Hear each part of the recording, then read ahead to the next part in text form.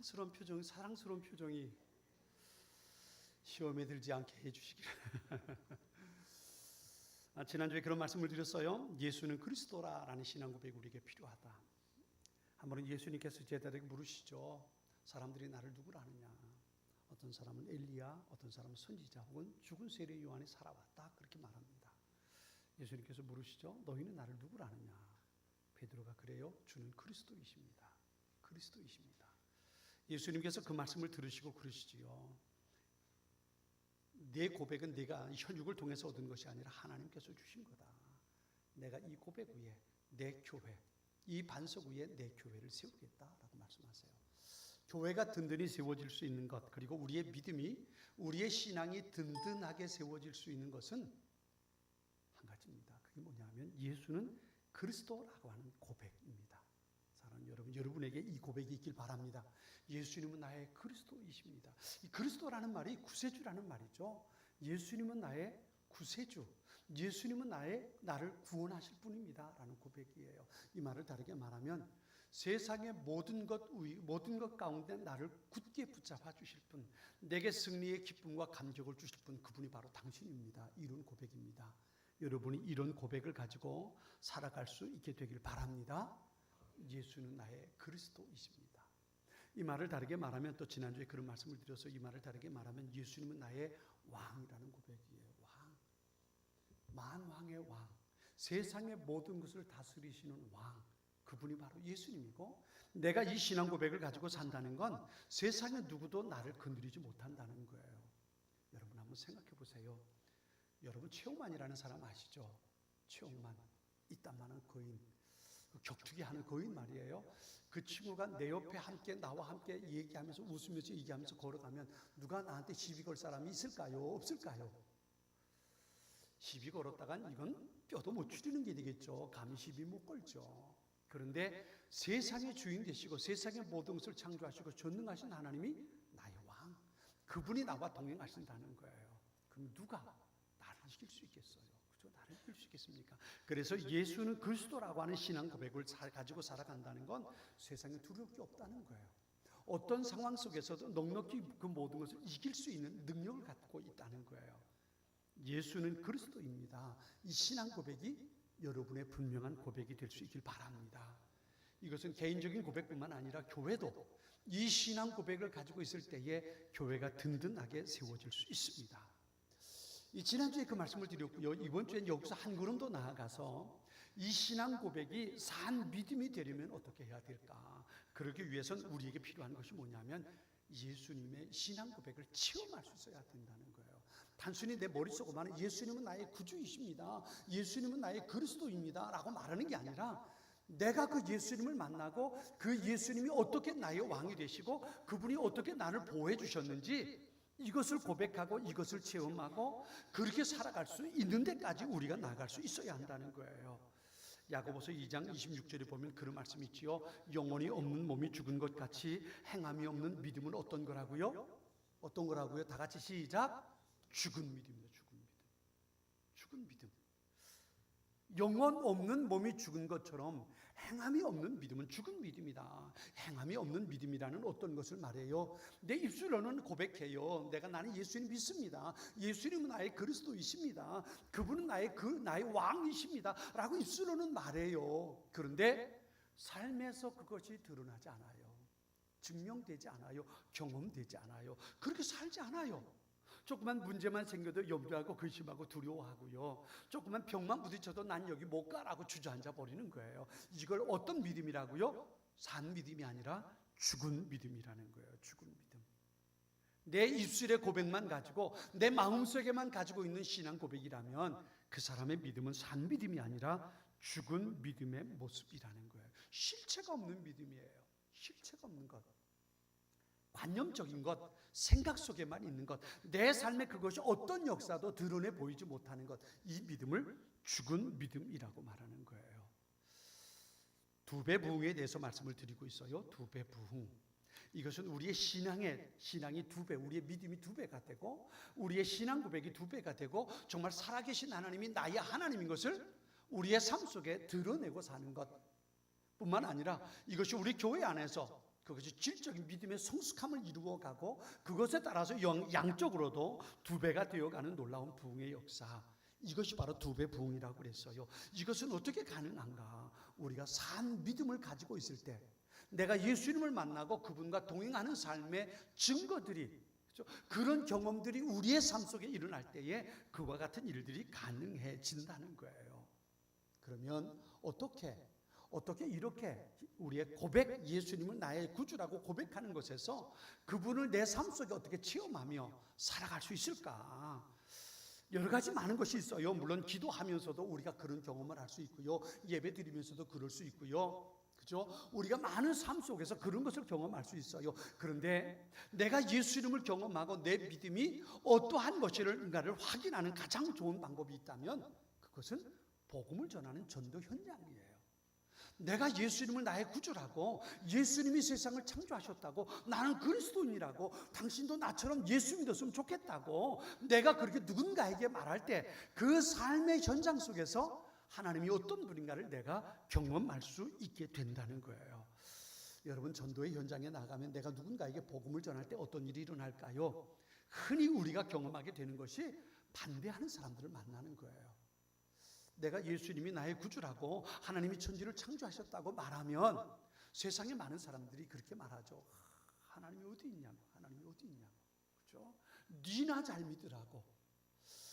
하나님에 대해서 반대하는 사람들이 참 많아요. 오늘 본문에도 그랬어요. 26절에 이렇게 말합니다. 세상의 군왕들이 나서며 관리들이 함께 모여 주와 그의 그리스도를 대적하도다 하신 이로소이다 그랬어요. 세상의 군왕들이 모여서 주를 대적한다 그랬어요. 그리고 그 뒤에도 보면 27절에 과연 헤롯과 본디오 빌라도는 이방인과 이스라엘 백성과 합세하여 하나님께서 기름 부으신 거룩한 종 예수를 거슬렀다 그랬어요. 함께 모여서 예수를 거슬렀다 그랬어요. 그러니까 내가 복음을 가지고 내가 예수 믿는 사람입니다, 당신도 나처럼 예수 믿어 보세요, 놀라운 일이 있습니다 라고 말하면 세상에서 우리가 가장 흔하게 볼 수 있는, 경험할 수 있는 일이 뭐냐면 복음을 반대하는 일이에요. 니나 잘 믿으세요. 예수 믿는다고 밥 주나? 그죠? 세상에 많은 사람들이 복음을 반대하고 거부하는 일들이 우리가 복음을 전하는 현장에 일어나는 거예요. 왜 그래요? 왜 그럽니까? 오늘 본문에 있는 것처럼 그들이 함께 모여 그리스도를 대적하고 합세해서 예수를 거스르는 그런 일들이 왜 세상 속에서 일어날까요? 이유는 한 가지예요. 그게 뭐냐면 그들은 지금 어둠 속에 있거든요. 어둠 속에 있다는 건 자기의 실체가 드러나지 않는 것을 말합니다. 그런데 복음이라는 게 뭐예요? 복음은 빛이거든요. 예수님이 이 세상에 어떻게 오셨어요? 예수님은 이 세상에 빛으로 오셨거든요. 복음을 전한다는 건 예수님의 빛을 그의 삶 속에 비추는 거예요. 그를 빛 가운데로, 예수님의 빛 가운데로 초청하는 거예요. 그런데 어둠 속에 있던 사람이 빛 가운데로 나오면 자기의 실체가 보인단 말이에요. 자기 욕심대로, 자기 생각대로 죄 가운데 살아왔던 자신의 모습이 예수님의 빛 가운데 드러나게 되는 거예요. 이것을 세상 사람들은 싫은 거예요. 이게 싫은 거예요. 그래서 복음을 거부하고 예수님을 전하는 이 사건에 대해서 누구나 다 반대하게 되는 거예요. 어둠 속에 살아가는 자신의 모습이 적나라하게 드러날 수밖에 없단 말이에요. 예수를 믿는다는 게 그런 거잖아요. 예수님의 빛 가운데 말씀의 빛으로 내 삶을 비춰보고 내가 죄인인 것을 깨닫고 예수님 앞에 주님 나는 죄인입니다 고백하는 것이 신앙생활의 시작이잖아요. 그런데 세상 사람들은 자기가 죄인인 것을 인정하길 원치 않는단 말이에요. 복음을 전하면서 세상 사람들은 누구나 다 죄인입니다, 당신도 죄인입니다, 그러니 예수를 믿어야 합니다라고 말하면 성질이 나가지고 내가 무슨 죄를 졌는데 내가 왜 지옥에 가야 되는데 그러면서 왜요? 자신의 죄를 드러내는 것을 별로 좋아하지 않는 게 세상 사람들의 모습이란 말이죠. 그래서 복음을 전할 땐 반드시 우리가 경험하게 되는 게 바로 이렇게 반대하는 것들을 우리가 경험하게 됩니다. 그래서 많은 사람들이 그것이 두려워서 전도하기를 거절해요.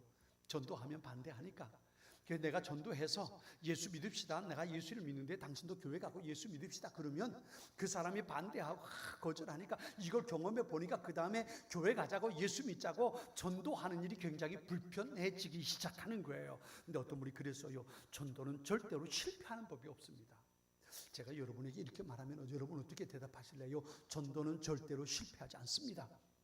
난 실패해본 경험이 있는데, 나는 전에 복음을 전에 누구더러 교회 가자고 그랬는데 안 간다고, 내가 그래서 전도하는 일에 실패했는데, 아마 이런 경험들이 여러분 모두에게 있을 거예요. 그런데요, 어떤 분은 그랬어요. 전도는 실패가 없다. 다만 요한복음 4장 35절에 이렇게 말씀하세요. 너희는 넉 달이 지나야 추수할 때가 이르겠다 하지 아니하느냐? 그러나 나는 너희에게 이르노니 너희 눈을 들어 밭을 보라, 씌어져 추수하게 되었다 그랬어요. 이 말이 무슨 말이냐 하면요, 나는 지금 이 사람에게 예수님이 그리스도라고, 예수님만이 우리의 소망이고 예수님만이 우리에게 영원한 생명을 주신다고 전했어요. 이 사람이 니나 잘 믿으세요 라고 거절했어요. 그럼 우리는 전도를 실패했다고 생각해요. 그런데요, 실패한 것이 아니라 복음의 씨앗이 그 사람의 마음속에 심겨진 거예요. 여러분 생각해 보세요. 농사를 지은 분들은 아마 하실 거예요. 생각해 보세요. 어떤 씨앗은요, 심으면 2, 3일 만에 싹이 나는 게 있고요. 어떤 씨앗은요, 심으면 적어도 한 달이 돼야 싹이 나오는 게 있고요. 어떤 것은 심으면요, 3년이 지나야 열매를 거두는 것들이 있어요. 여러분 그런 거 아십니까? 저는 농사를 져봤기 때문에 알아요. 어떤 씨앗은요, 심으면 2, 3일 뒤에 싹이 나와요. 싹이 살아있다 그리고 봐요. 근데 어떤 건 심으면 한 달이 지나야 싹이 나와요. 어떤 건 심어서 싹이 나고 자라는데도 3년이 지나야 열매를 거둘 수 있는 것들이 있어요. 그런데 만일에 씨앗을 심어서 한 달이 있어야 싹이 나오는 건데, 심었는데 하루가 지나도 이틀이 지나도 3일이 지나도 일주일이 지나도 싹이 안 나와요. 이게 틀렸다. 파가지고 씨앗 던져버리면 그거 잘하는 거예요, 못하는 거예요? 그건 잘못한 거죠. 한 달이 지나야 싹이 나는 건데 말이죠. 전도란 실패가 없다는 이야기가 이거예요. 내가 지금 저 사람에게 복음을 전했어요. 예수님이 생명이라고, 예수를 믿어야 된다고 전했어요. 근데 그 사람이 지금 난 그럴 마음 없어요, 당신이나 잘하세요 그러면 그걸로 끝나는 게 아니에요. 복음의 씨앗이 그 사람의 마음속에 심겨졌어요. 그게 당장 싹이 나는 사람이 있고요, 2, 3일이 지나면 싹이 나는 사람이 있고요, 한 달이 지나서 싹이 나는 사람이 있고요, 1년이 지나서 싹이 나는 사람이 있고요, 아니 평생 지나서 죽기 전에 싹이 나는 사람도 있단 말이에요. 문제는 뭐예요? 그 싹이 나는 시기는 하나님의 은혜에 달린, 하나님께 달린 거예요. 우리는 복음의 씨앗을 심기만 하면 되는 거예요. 그것이 자라서 싹이 나고 자라고 열매를 맺게 하시는 건 하나님의 역사란 말이에요. 하나님의 역사예요. 그런 의미에서 볼 때에 전도는 실패가 없다는 거예요. 전도에 실패가 없다는 것을 증명해 보여주시기 위해서 하나님께서 우리에게 표적을 보여주실 때가 있어요. 마가복음 16장에 보면 믿는 자들에게 이런 표적이 따르리니 곧 그들이 내 이름으로 귀신을 쫓아내며 새 방언을 말하며 뱀을 집어 올리며 무슨 독을 마실지라도 해를 받지 아니하며 병든 사람에게 손을 얹은즉 나으리라 하더라 그랬어요. 복음을 전하는 그 현장에 예수님으로 인해서 새로운 표적들이 나타나게 된다는 거예요. 이런 것들이 왜 나타날까요? 그건요, 병이 난 게 중요한 게 아니에요. 귀신이 쫓겨나간 게 중요한 게 아니에요. 그 표적의 가장 중요한 의미는 뭐냐면, 내가 복음을 전할 때에 하나님이 나와 함께 하시는구나. 이걸 경험하도록 하나님께서 우리에게 사인을 주시는 거예요. 그렇다면 구체적으로 어떤 사람들에게 복음을 전해야 될까요? 어떤 사람은요, 전도학을 전공한 어떤 목사님이 그런 얘기를 했어요. 사과의 얘기를 들면서 풋사과에게 전도하면 열매가 빨리 맺히지 않는다. 익은 사과를 찾아라 그랬어요. 수요일날 저녁에 요새 요한복음을 제가 이제 강의하고 있어요. 요한복음 9장을 강의하고 10장을 이제 우리가 넘어갔는데요. 9장에 보면 두 사람이 나옵니다. 뭐 두 사람이라기보다 두 종류의 사람인데요. 하나는 바리새인 서기관 제사장들이에요. 그들은 하나님을 섬기는 전문가들입니다. 그죠? 전문가들이에요. 율법을 지키고 말씀대로 살려고 애를 쓰고 하나님 앞에 제사를 드리고 성전에서 하나님을 섬기는 그런 사람들이에요. 그러니까 하나님의 말씀, 율법, 하나님을 섬기는 방법에는 도 같은 사람이에요. 오래 신앙생활한 모습일 수도 있어요. 그죠? 일 수도 있어요. 그런데 놀라운 건 예수님이 그들을 만나서 그들에게 하늘의 복음을 전했는데 그들은 예수님을 믿었어요? 안 믿었어요? 그들은 예수님을 안 믿었어요. 오히려 예수님을 죄인이라고 말했고요. 나중에는 어떻게 했어요? 그들이 예수님을 십자가에 못 박아 죽여버리고 마는 거예요. 죽여버리고 마는 겁니다. 왜 그랬어요? 성경은 그렇게, 요한복음 9장은 그렇게 말합니다. 본다 하는 자들은 맹인이 될 거고 보지 못한다 하는 자들은 보게 될 거다. 무슨 얘기예요? 우린 다 가지고 있어. 난 다 알아. 야, 뭐 예수 웃기지 마. 우린 율법을 성경을 다 아는데 성경에 보면 저 사람 죄인이야. 그러니까 저 사람 메시아가 아니야. 자기들 마음속에 다 가지고 있다고 생각하는 사람, 그 사람은 예수님을 통해서 구주로 영접할 수 없는 사람이에요. 없는 사람. 왜? 속이 가득 차 있어요. 난 다 안다고, 난 다 본다고, 난 판단할 줄 안다고 그렇게 생각하니까 예수님이 필요 없는 거예요. 왜? 자기들이 가지고 있는 게 다 있으니까. 복음이 필요 없는 사람들이에요. 그런데 소경은 예수님을 통해서 눈을 뜨게 됩니다. 예수님이 진흙을 눈에 발라주고 시로한 못에 가서 씻으라 그랬어요. 가서 씻고 나서 세상을 보게 돼요. 그런데 그 소경이 이렇게 고백하잖아요. 주여, 내가 믿나이다. 믿나이다. 그는 소경이었어요. 아무것도 모르는 사람이었어요. 예수님이 어떤 분인지도 몰랐어요. 그런데 예수님을 만나고 자신의 눈을 뜨고 나니까 예수님이 하나님께서 보낸 사람이라는 것을 알게 된 거예요. 예수님 내가 믿습니다. 신앙 고백하는 거예요. 여러분, 예수님의 유명한 별명이 한 가지 있지요. 그게 뭐예요? 죄인들의 친구입니다. 죄인들의 친구. 예수님이 이렇게 말씀하세요. 건강한 자에겐 의원이 의사가 필요 없는 것처럼, 병자들에게만 의사가 필요한 것처럼 나는 세상에 의인을 부르러 온 것이 아니라 누구를 부르러 왔다? 죄인을 부르러 왔다 그랬어요.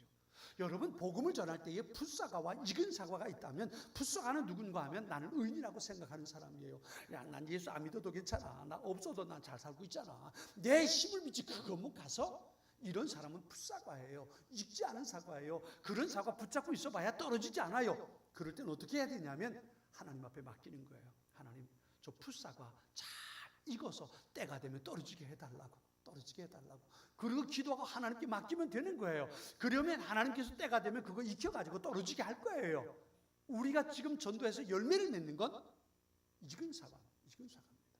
예수님께서 죄인들의 친구가 되셨다는 얘기는 무슨 얘기냐면 예수님이 필요한 사람, 복음이 필요한 사람, 그 사람을 예수님 찾아가셔서 그에게 복음을 전했고 그들이 예수님을 믿게 되었다는 거예요.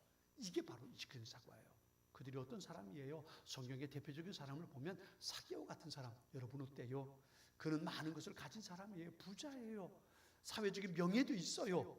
관원이었단 말이에요. 그런데 그 마음이 어땠어요? 많은 것을 가지고 있었지만 뭔가 한 가지 구석에 필요한 게 있었어요. 빈 구석이 있어요. 그래서 나무 위에 올라가서 예수님의 얼굴을 보길 원했던 거예요. 빈 마음, 갈증이 있었어요. 이건 뭐가 내가 많은 것을 가지고 있지만 이것 가지고 내가 행복을 누릴 수 없었다는 것을 그는 알았어요. 그래서 나무 위에 올라가서 예수님 얼굴 보기 원했던 거지요. 예수님께서 그의 집에 들어갔을 때에 그가 어떻게 합니까? 내 있는 거 다 팔아 가난한 사람들 나눠주겠습니다. 예수님께서 말씀하세요. 구원이 이 집에 이르렀다. 세상의 것으로 만족하지 못하고 소망을 얻지 못해서 어디에 나의 소망이 있을까? 내가 어떻게 하면 행복을 누릴 수 있을까? 어디 가서 내가 진짜를 찾을 수 있을까? 이런 사람들이 바로 익은 사과란 말이에요. 그들을 위해서 기도하고 그들을 향해서 나아가서 복음을 전할 때에 그들의 삶 속에 새로운 역사가 일어나게 되는 거예요. 이게 바로 우리가 찾아내야 할 전도 대상자들이에요. 병을 앓고 몇 년이 지나도 가족들을 사랑하고 살고 싶었던 혈류증 걸렸던 여인, 그 여인처럼 말이죠. 죄로 인해서 많은 사람의 돌팔매질 앞에서 떨고 있는 마리아 같은 사람 말이에요. 세상에 많은 것을 가진 것 같지만 그것으로 인해서도 만족하지 못하고 또 다른 것을 찾아 헤매는 사람들 말이죠. 세상 속에서 실패하고 아파하고 좌절하고 가슴을 부여안고 내 생명이 어디 있을까 찾아 나서는 사람들 말이에요. 그들에게 복음이 필요하고 그들에게 예수님이 필요하단 말이에요. 그들을 찾아 나서고 그들에게 복음을 전하는 소중한 모습이 우리 가운데 있어야 돼요. 그러기 위해서 우리에게 먼저 필요한 게 있어요. 그게 뭐냐면 내가 익은 사과가 돼야 되는 거예요. 익은 사과라는 게 뭐예요? 예수님만이 나의 소망이고 내가 예수님을 만나서 내게 영원한 생명이 있다. 예수님이 나의 소망이다. 예수님이 나의 소망. 내가 예수님을 만나고 내 인생에 새로운 시절이 시작됐다. 이 고백을 가지고 사는 것, 이것이 바로 익은 사과를 만나서 복음을 전하기를 원하는 사람, 그 사람에게 있어야 할 소중한 모습이에요. 어떤 표현 가운데 이런 게 있어요. 인생의 방황은 예수님을 만나면 끝이 난다. 여러분 믿으십니까? 이 고백을 가지고 사는 게 익은 사과의 모습이에요. 내가 예수님을 만나고 내 인생의 새로운 역사가 새로운 길이 열렸다고. 예수님 때문에 내가 영원한 생명을 얻게 되었고, 예수님 때문에 내 인생에 새로운 일이 시작됐다고 고백할 수 있는 사람, 그 사람이 바로 이금사고가 되는 거예요. 그러니까 복음을 전하기 위해서 내가 먼저 이런 사람이 돼야 되는 거예요. 여러분이 그런 사람 될 수 있기를 주님의 이름으로 축원합니다. 예수님만이 나의 소망입니다. 예수님 당신이 나의 구주이십니다. 이 고백이 먼저 우리에게 있어야 되는 겁니다. 그러기 위해서 우리에게 필요한 게 있어요. 그게 뭐냐면 성령 충만입니다. 오늘 보면 31절 말씀 같이 한번 읽어볼까요? 31절 우리 같이 읽습니다. 빌기를 다함에 모인 것이 진동하더니 무리가 다 성령이 충만하여 담대히 하나님의 말씀을 전하니라. 아멘. 성령이 충만하여 담대히 하나님의 말씀을 전했다 그랬어요.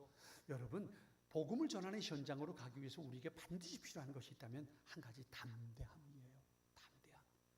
내가 담대하지 않으면 가서 복음을 전하는 게 너무 어려워요. 복음을 전하면서 반대자를 부딪힐 때에 내 얼굴이 빨개지지 않으려면 우린 담대함을 얻어야 돼요. 그런데 그 담대함이 어디서부터 오는가? 그게 바로 성령의 충만함 속에서 오는 거예요. 복음을 전한다는 것, 누군가가 예수를 믿게 된다는 건 무엇을 말해요? 중요한 단어가 변화예요. 그 사람이 변했다는 거예요.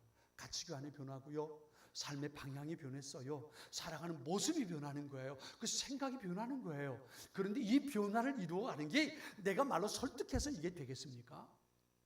전도에 실패하는 이유 가운데 가장 중요한 게 뭐냐 하면, 가장 중요한 이 실패하는 이유 가운데 하나가 내가 그에게 복음을 전했기 때문에 실패하는 거예요. 내가 그 사람을 설득하려고 했어요. 억지로 교회에 끌고 오려고 했어요. 이러니까 실패하는 거예요. 사람의 마음을 변화시킨다는 건 내 지혜나 내 말의 능력이 있지 않단 말이에요. 내가 누군가를 변화시키고 그의 마음을 변화시켜서 주님의 제자가 되게 할 수 있는 건, 이 변화를 만들어낼 수 있는 건 하나님의 능력이에요. 믿으십니까? 성령의 충만함이 필요한 거예요. 하나님께서 나와 동행하시고 하나님께서 나와 동역하실 때에 우리가 누군가에게 복음을 전할 때 내가 담대할 수 있고, 내가 하는 말 한마디 한마디가 내 말이 아니라 하나님의 소중한 음성이 되어서 그의 마음을 헤집을 수 있단 말이에요. 그럴 때 변화가 일어나는 거예요. 그래서 우리에게 필요한 것이 성령의 충만함이란 말이에요. 그래서 우리는 전도하기 전에 먼저 우리에게 중요한 것이 성령 충만. 하나님께서 나와 동행하시고 하나님께서 나와 함께 하시고, 내가 복음을 전할 때 내가 혼자 가는 것이 아니라 하나님께서 나와 동행하시고, 내가 말씀을 전할 때 그 사람에게 복음으로 초대할 때에 성령께서 그 사람의 마음속에 역사하실 것이라는 이 담대한 믿음이 우리 가운데 먼저 있어야 한단 말이에요. 이것이 없으면, 이 확신, 이 담대함이 없으면 누군가에 가서 복음을 전한다는 게 참 어려워요. 몸이 아플 때 어디 병원 가니까 그 병원의 의사가 잘하더라, 이 말 하기는 쉬워요. 그죠? 왜요? 내가 그 병원 가서 나았으면 이 말하기 쉽단 말이에요. 여러분, 마찬가지예요. 복음을 전하는 것도 내가 예수님을 만나고 내 안에 예수님을 인해서 구원의 확신이 내 안에 있고 성령 하나님께서 내게 담대함을 주실 때에 내가 나가서 복음을 전할 때, 그때에 하나님의 역사가 우리의 삶 속에 일어나게 된단 말이에요. 사랑하는 여러분, 먼저 여러분의 마음속에, 여러분의 삶에, 우리 교회 안에 성령의 충만함의 역사가 일어날 수 있게 되기를 축원합니다. 성령의 충만함. 그런데요, 성령의 충만함을 위해서 우리 가운데 복음을 전할 때에 살아계신 하나님을 경험하는 놀라운 성령의 충만을 위해서 우리가 먼저 해야 할 게 있어요. 그게 뭐냐면 기도하는 일이에요. 기도하는 일. 오늘 본문 말씀 다시 한번 같이 읽어볼까요? 오늘 보면 24절입니다. 자, 24절 한 절 말씀을 먼저 같이 읽겠습니다. 24절 같이 읽습니다. 그들이 듣고 한 마음으로 하나님께 소리를 높여 이르되 대주제요 천지와 바다와 그 가운데 만물을 지으신 이시요. 그리고 좀 전에 봤던 31절은 이렇게 말합니다. 빌기를 다함에 모인 것이 진동하더니 무리가 다 성령이 충만하여 담대히 하나님의 말씀을 전하니라 그랬어요. 앞에 24절에 그들이 듣고 한 마음으로 하나님께 소리 높여 이르되 그랬어요. 우리가 성령이 충만하기 위해서, 우리가 전도함이 복음을 가지고 나아가서 그곳에서 살아계신 하나님을 경험하는 체험 고백을 갖기 위해서 우리에게 필요한 것 성령 충만이라면, 그 성령 충만을 이루어 가기 위해서 우리가 먼저 첫 발걸음을 내디뎌야 할 것이 기도예요. 어떤 분이 그랬어요. 기도 아니건 어떤 하나님의 역사도 경험할 수 없다. 여러분 동의하십니까? 이거 우리가 알아야 되는 거예요. 기도하지 않건 어떤 일도 일어나지 않는다는 거예요. 두 배 부흥, 기도가 먼저여야 돼요. 내가 예수님을 바르게 믿는 것, 기도가 먼저 돼야 되는 거예요. 내 삶 속에 문제가 하나님의 은혜로 해결되는 것, 기도가 아니건 방법이 없는 거예요. 그래서 한 번은 귀신 들린 아이를 데리고 아버지가 예수님께 왔을 때에 예수님이 그 아이에게서 귀신을 쫓아내주고 나중에 제자들이 묻지요. 선생님 왜 우리 못했습니까? 그랬더니 예수님 그러잖아요. 기도 외에는 이런 일이 일어나지 않는다. 기도 외에는 이런 일이 일어나지 않는다. 여러분 더욱 기도하는 일에 힘쓰는 여러분 그리고 우리 교회가 되었으면 좋겠어요. 그러면 어떻게 기도해야 될까요? 세 가지 모습을 보겠는데요. 첫째는요. 한 마음으로 기도하는. 오늘 보면 24절에 그랬어요. 그들이 듣고 한 마음으로 하나님께 하나님께 소리 높여 이르되 그랬어요. 한 마음으로 기도, 한 마음으로 기도한다는 것은 무엇을 말할까요? 우리가 모두 합심해서 기도하는, 간절한 기도를 말해요. 간절하게 우리가 거룩한 소원을 품고 함께 합심해서 기도하는 것, 이것이 첫 번째 우리에게 필요한 거예요. 우리 온 교회가 두 배 부흥의 역사를 위해서 간절한 마음으로 소원을 품고 하나님 앞에 기도하는 것, 이게 우리에게 필요해요. 간절한 마음으로 일치가 한 마음이 되어 하나님 앞에 기도할 때에 하나님의 소중한 역사가 이루어지고 우리 교회 안에 영적인 분위기가 만들어갈 수 있는 겁니다. 한 마음으로 기도하는 것. 두 번째는요, 기도의 내용입니다. 기도의 내용이 뭐냐 하면 일반적인 기도가 아니라 영혼을 위한 기도가 되는 거예요. 전도를 위한 기도입니다. 오늘 보면 29절 30절에 이렇게 말합니다. 주여 이제도 그들의 우협함을 굽어보시옵고 또 종들로 하여금 담대히 하나님의 말씀을 전하게 하여 주시오며 손을 내밀어 병을 낫게 하시옵고 표적과 기사가 거룩한 종 예수의 이름으로 이루어지게 하옵소서 그랬어요. 우리가 담대히 주의 복음을 전할 수 있도록 우리가 주의 복음을 전하는 그 현장에서 손을 얹어 기도할 때에 병이 낫고 귀신이 쫓겨나가고 예수의 표적이 나타나게 해달라고 그들은 간절하게 한 마음으로 하나님 앞에 기도했던 거예요. 내 문제를 해결해 달라고, 내가 건강하게 해달라고, 내가 잘되게 해달라고, 우리 남편 직장에서 승진하게 해달라고, 이런 기도가 아니고요, 내 사업 잘되게 해달라는 기도가 아니라 우리가 한 마음으로 합심해서 드려야 할 기도가 있다면 그것은 바로 죽은 영혼 살리기 위한 기도란 말이에요. 어떻게 내가 복음을 전할 수 있을까? 내가 복음을 전하는 현장에서 살아계신 하나님의 역사가 나타나서 그의 마음이 변해지고 내가 익은 사과를 만나고 그들의 삶 속에 성령의 역사가 일어나게 해달라고 이것을 위해 기도하는 거예요. 어떤 분은 이것을 차원 높은 기도다 그랬어요. 왜냐하면 영혼을 살리는 기도니까. 내 육신을 위한 기도가 아니라 영혼을 살리는 기도이기 때문에 그 기도를 차원 높은 기도다 그랬어요. 여러분 우리가 한 마음으로 기도해야 할 거룩한 내용이 있다면 바로 이거예요. 전도를 위한 것. 하나님 이 영혼 살려주십시오. 하나님 이 사람이 살아야 합니다. 이 사람이 예수 믿어야 합니다. 성령 하나님 그의 마음을 움직여 주십시오. 그렇죠? 내가 그에게 나가서 복음을 전할 때에 내가 그를 위해 기도할 때에 그의 삶의 문제가 해결되게 해주시고 그의 마음이 변하게 해달라고. 내 삶의 육신의 문제를 위해 기도하는 것이 아니라 죽은 영혼 살리기 위해서 전도의 담력을 얻기 위해서 하나님 앞에 기도할 수 있어야 한다는 거예요. 이게 바로 성령 충만을 위해서 두 배 부흥을 위해서 기도해야 할 소중한 내용이에요. 세 번째는요, 어떻게 기도해야 되냐면 기도에 충분한 분량이 이를 때까지 하는 거예요. 31절에 이랬어요. 빌기를 다함에 모인 것이 진동하더니 무리가 다 성령이 충만하여 담대히 하나님의 말씀을 전하니라 그랬어요. 여기 빌기를 다함에 그랬어요. 빌기를 다한다는 이야기를요, 성경학자는 성경 원어를 찾아보면서 그렇게 말했어요. 기도의 시간이 끝났다는 것을 말하는 게 아니라는 거예요. 한 시간 동안 우리 한 시간 동안 기도합시다. 그래서 한 시간 동안 기도하고 끝났으니까 이제 가자 이게 아니라는 거예요.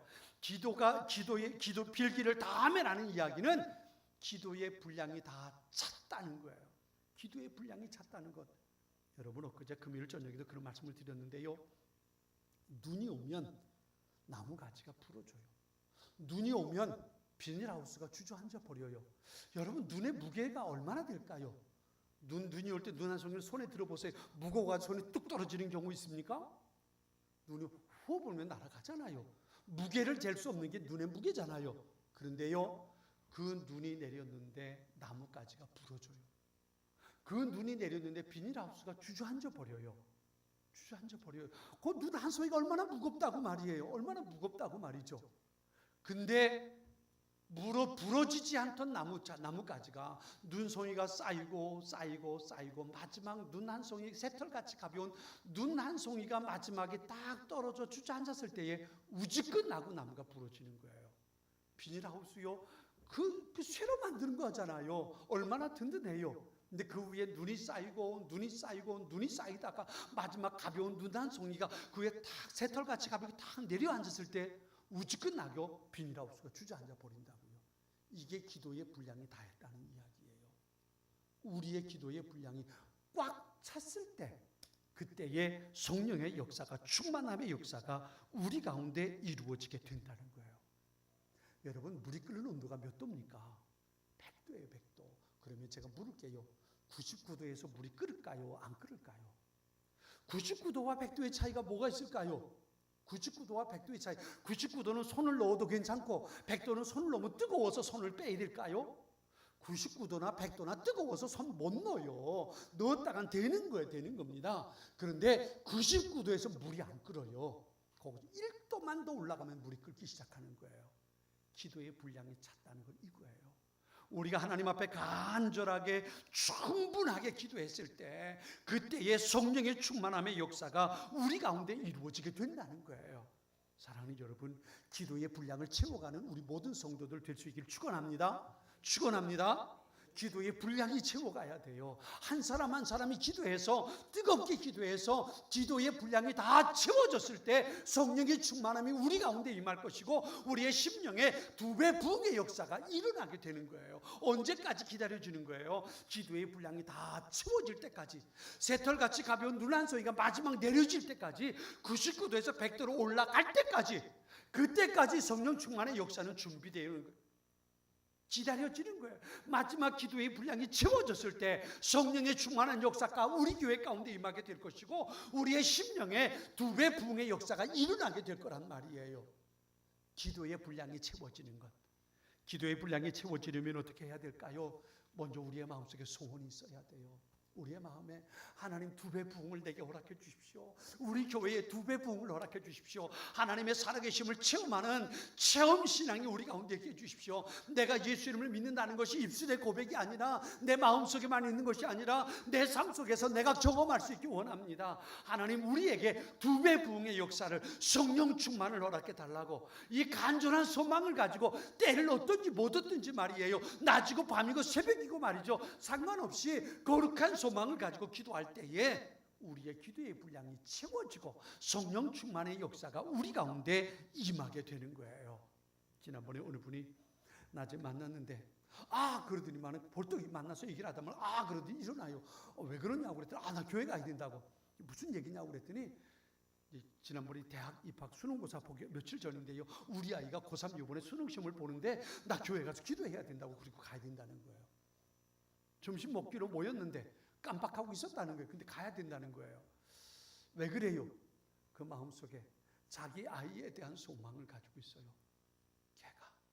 걔를 위해서. 그러니까 밥상을 앞에 놓고 기도하러 가야 된다는 거예요. 교회에서 같이 고3 수험생 엄마들이 같이 모여서 기도하기로 했다는 거예요. 그리고 가야 된다는 거예요. 우리 안에 2배 부흥에 대한 열망, 간절한 소망, 이게 우리 안에 늘 있다면 어떤 상황, 어떤 자리, 어떤 순간에도 우리는 하나님 앞에 기도하게 될 거예요. 이게 바로 기도의 분량을 채워가는 소중한 모습입니다. 여러분, 예수의 고백, 그냥 예수님은 나의 그리스도입니다 라는 것을 입술로 고백하고 내 마음속에만 담아두는 신앙에서 살아있는 신앙, 살아있는 믿음. 맞습니다. 나는 그리스도인입니다. 나는 예수님을 믿습니다. 그분이 나의 주인이시고 하나님이 나의 왕입니다. 당신도 하나님 만나면 당신의 인생이 새로워질 수 있습니다.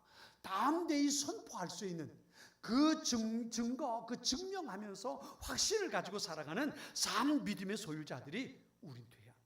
이것을 위해서 우리는 성령 충만해야 되고, 성령 충만하기 위해서 우리는 하나님 앞에 기도하는 사람들이 되어야 됩니다.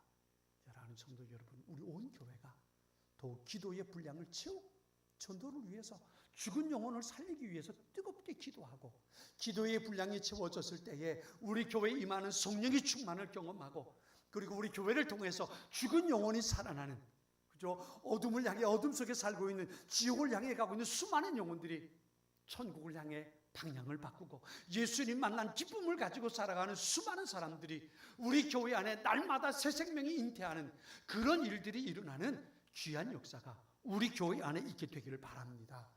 2배 부흥의 역사가 내 마음에서 시작해서 우리 교회 안에, 그리고 이 땅 이민족 가운데 임할 수 있도록 간절한 소망을 가지고 기도의 분량을 채워가는 우리 모두가 될 수 있기를 주님의 이름으로 축원합니다. 고백의 신앙에서 체험의 신앙으로, 그렇죠? 우리의 삶 속에서 내가 예수 믿는 사람이라는 담대한 고백을 가지고 살아가는 우리 모두가 될 수 있기를 바랍니다. 이제 우리가 이 말씀을 가지고 다시 한번 같이 기도하겠습니다.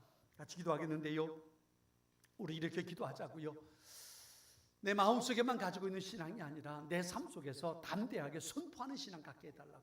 예수를 믿고 살아가는 사람, 예수를 믿고 살아가는 사람, 교회 나와서만 나 예수 믿는 사람입니다 이게 아니고 내 삶 속에 예수님이 나의 주인이십니다, 나는 예수 믿는 사람입니다, 당신도 예수 믿으십시오, 이 신앙의 고백을 가지고 복음을 전하는 소중한 삶을 살게 해달라고, 2배 부흥에 대한 간절한 소망이 우리 안에 있게 해달라고 말이죠. 그렇죠? 2배 부흥의 역사를 위해서 우리가 먼저 성령 충만하고, 성령 충만하기 위해서 우리가 한 마음으로 하나님 앞에 기도하며 기도의 분량을 채워가는 우리의 심령이 되게 해달라고, 간절한 소망이 우리 안에 있게 해달라고 같이 한 마음으로 같이 기도하겠습니다. 같이 기도하겠습니다. 오 하나님 아버지,